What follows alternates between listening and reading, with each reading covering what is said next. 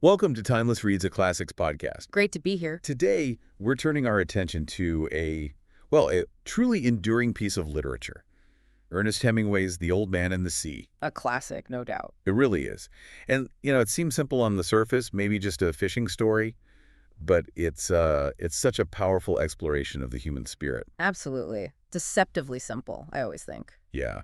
So our goal today is really to navigate its depths, sort of unpack it, and maybe extract some of the lasting wisdom within its, pretty concise narrative. Sounds good. We've got the text right here. We do. Let's dive in. So what's the core of this book? Maybe start with Santiago, the old fisherman. What's his situation when the story kicks off? Okay, so at its heart, The Old Man and the Sea introduces us to Santiago. He's this aging Cuban fisherman, and he's been going through a really rough patch. Rough how? 84 days. 84 straight days without catching a single fish. Wow. 84 days. That's Great. huh? Right. So in his community, he's kind of labeled salao. It means like the worst form of unlucky. Oof. That's tough. It is. And adding to that, there's this poignant relationship he has with a young boy, Manolin. Ah, yes. The boy. He used to fish with Santiago. Exactly. Manolin was his apprentice, and they clearly have this deep bond, but because of the old man's bad luck streak, the boy's parents made him switch to a more, successful boat. Understandable from the parents' view, I guess, but sad for Santiago. Very. But Manolin, he still really cares for Santiago, looks out for him, brings him food, coffee, bait, companionship. So Santiago's facing this isolation, maybe self-doubt too. Definitely. But on the 85th day, something shifts. He decides he's going out, alone, far out into the Gulf Stream, further than usual. He's determined to, break the streak. 84 days. That image of persistence, it's almost defiance, isn't it? And then day 85, this is when things change dramatically. This is it. Far out, further than he normally goes. His luck, or maybe like you said, his sheer will, it turns. His bait gets taken. So by the marlin. By the marlin, a fish of just colossal size. I mean, significantly larger than his little skiff. Bigger than the boat itself. Oh, yeah. And what follows isn't a quick fight. It's this epic struggle that spans 3 days and nights. 3 days. 3 days. Huh. The marlin is so powerful, it actually ends up towing Santiago's boat further and further out to sea. Incredible. But it's more than just man versus fish, right? No. Hemingway gives us Santiago's thoughts. Exactly. That's what makes it so compelling. We get inside Santiago's head, and we see this profound respect developing for the marlin. He doesn't just see it as prey.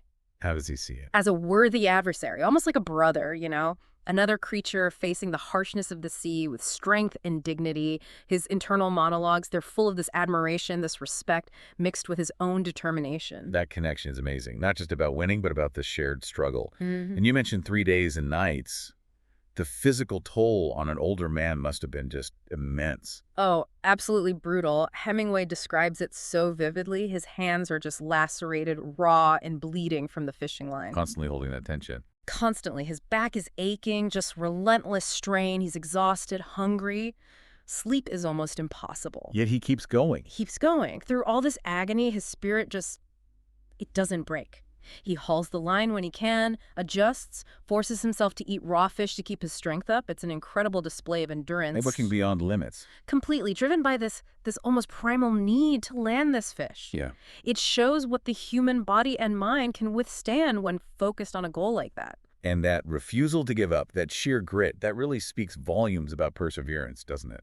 It's probably the central theme, or one of them anyway. Santiago's battle is just perseverance personified. How so? Like specific moments? Well, throughout the whole ordeal, his internal voice is almost a mantra. I must not give up. I will fight him until I die. Even when the pain is nearly unbearable, when his body is screaming for rest, when the fish seems tireless, he just pushes past it. Find strength he didn't know he had.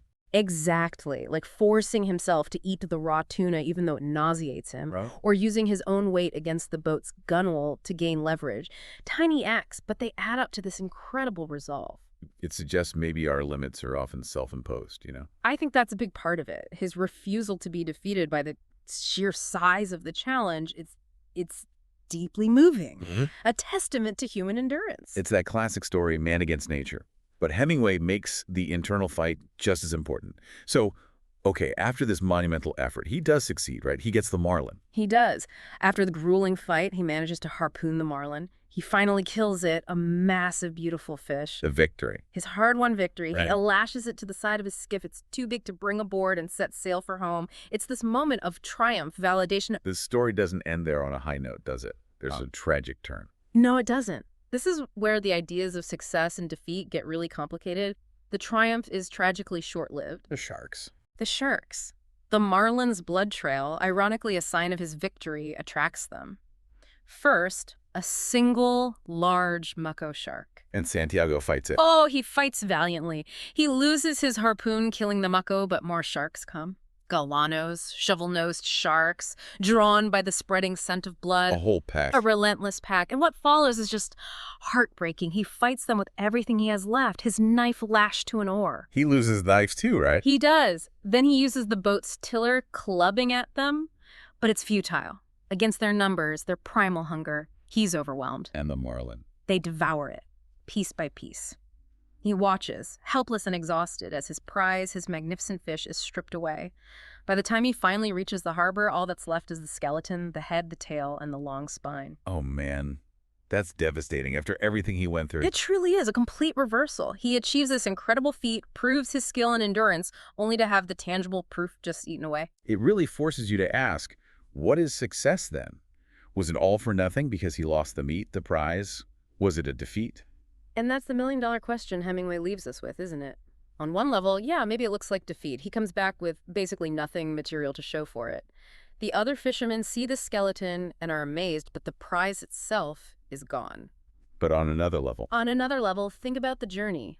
The immense effort, the spirit he showed, the respect he earned his own self-respect, and definitely Manilin's renewed devotion.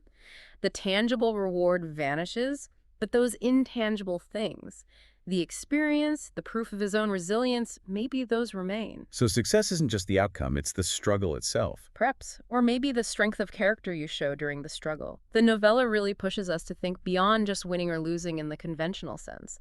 Is the value in the prize or in the effort, the dignity shown in facing the fight? That's a much deeper way to look at success and failure. It's not black and white. And this whole experience seems tied up with pride and humility too, right?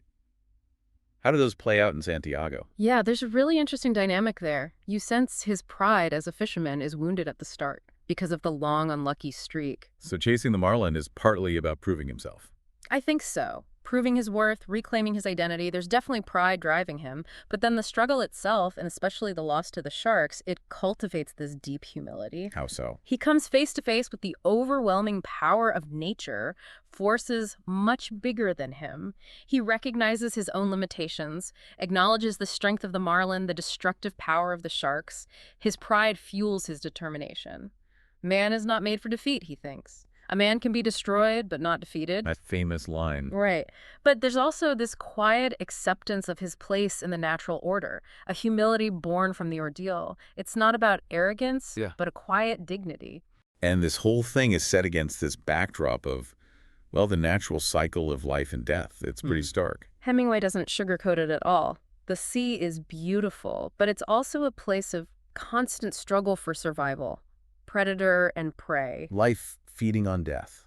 Exactly. And even between Santiago and the marlin, locked in this deadly fight, there's that weird respect we talked about. They're both part of this cycle, playing their roles. And the sharks are just another part of that, a force of nature. Yeah, almost like pure, relentless agents of that cycle. They aren't portrayed as evil, just hungry, doing what they do. It emphasizes that nature can be indifferent, unforgiving, even in the face of human courage or triumph. It's a tough world out there. But amidst all that solitary struggle, that harshness, there's still the connection with Manilin. That seems really important. Oh, incredibly important. It's the human element that provides warmth and hope against the vast indifference of the sea. Manilin's faith in Santiago never wavers. Even during the 84 days. Especially then, his support, his loyalty, it highlights how much human connection matters, especially when facing adversity. And he's there at the end, isn't he, when Santiago gets back? He is, and his reaction is so powerful. He sees the skeleton, he sees Santiago's wounded hands, and he just weeps. But then he immediately starts caring for the old man, bringing coffee, promising to fish with him again regardless of luck. To hell with luck, I think he says. Something like that. I'll bring the luck with me. It's this beautiful moment of solace, of renewal. It suggests that while we might face our biggest battles alone, it's love and support from others that truly sustain us, that give us strength to go on. That connection is vital. Absolutely. Resilience is key, but so are those bonds. So as we kind of wrap up our discussion here, what would you say is the main idea? If you had to distill The Old Man and the Sea down to its essence, what's the core message that still resonates? Hmm. The core message. I think ultimately it's about the inherent dignity found in struggle itself. It's about facing overwhelming odds with courage and grace. Even if you don't win in the end. Especially then, perhaps. It's about the acceptance of both victory and loss. It celebrates the sheer power of the human spirit, our will to strive, to endure, even when facing destruction. Destroyed but not defeated. Exactly. The novella shows that even when you face apparent defeat, there's a kind of triumph in the effort, in the resilience shown, in the lessons learned.